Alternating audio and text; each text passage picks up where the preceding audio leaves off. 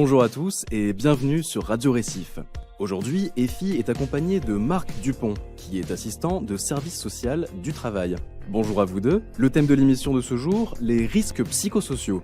Bonjour Victorien. Effectivement, le sujet des risques psychosociaux fait couler beaucoup d'encre et ça constitue une vraie préoccupation tant chez les salariés et les employeurs que chez les professionnels de santé. Mais alors EFI, qu'est-ce qu'on entend par risques psychosociaux ? Selon l'assurance maladie, les risques psychosociaux, qu'on appelle aussi RPS, regroupent le stress au travail. Ce qu'on entend par stress au travail, c'est la surcharge de travail, le manque de moyens, le manque d'autonomie. Les violences internes à l'entreprise, autrement dit le harcèlement, les conflits. Et aussi les violences externes à l'entreprise, les insultes, les menaces, les agressions. On peut également ajouter les conflits de valeurs et les exigences émotionnelles. Et quelles en sont les conséquences, Marc ? Eh bien d'abord, bonjour à tous et merci beaucoup pour votre invitation.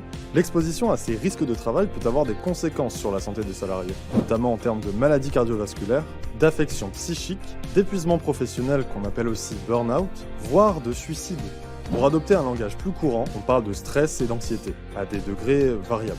L'assurance maladie précise que tous les salariés, quel que soit leur positionnement hiérarchique, leur sexe, leur âge ou leur métier, peuvent être exposés à des risques psychosociaux.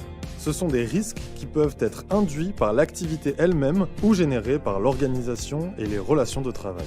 Et quelles sont les conséquences de ces risques pour les entreprises, Marc ? Eh bien, les RPS peuvent avoir un fort impact en matière d'absentéisme, de turnover, mais aussi en termes de dégradation de l'image de l'entreprise. L'absence de prise en compte et de prise en charge de ces risques peut également entamer la motivation des équipes. Mais comment est-ce que la loi prend en charge cette problématique ?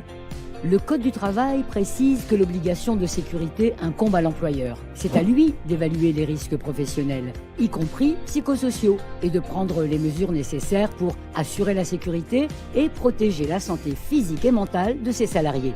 Ces risques sont donc consignés dans le document unique d'évaluation des risques en vue d'assurer la sécurité et de protéger la santé des salariés. Oui, et les partenaires sociaux ont également signé des accords nationaux interprofessionnels sur le stress au travail, le harcèlement moral et la violence au travail. Quel type d'accord, Marc ?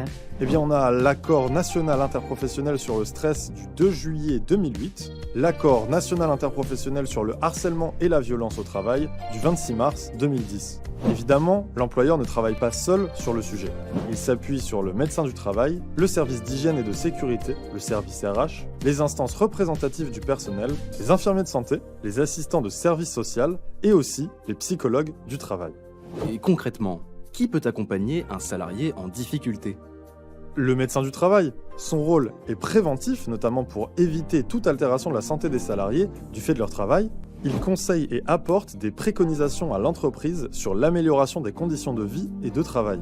Il peut également recevoir en toute confidentialité les salariés confrontés à ce type de difficultés et bien sûr les accompagner.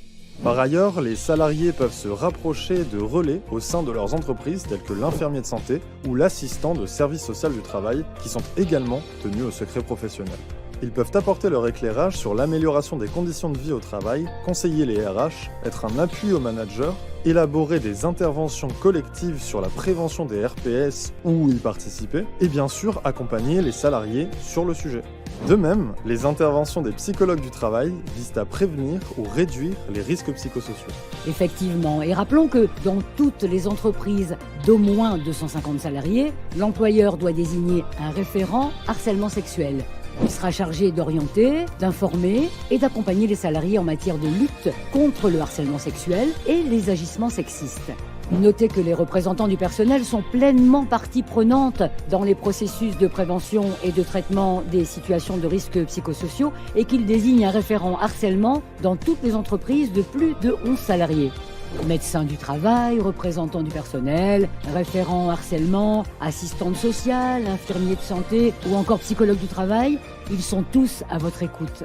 Finalement, qu'il s'agisse de situations individuelles ou collectives, les entreprises et les salariés ne sont pas seuls. Merci les filles et merci Marc, et à bientôt sur Radio Récif.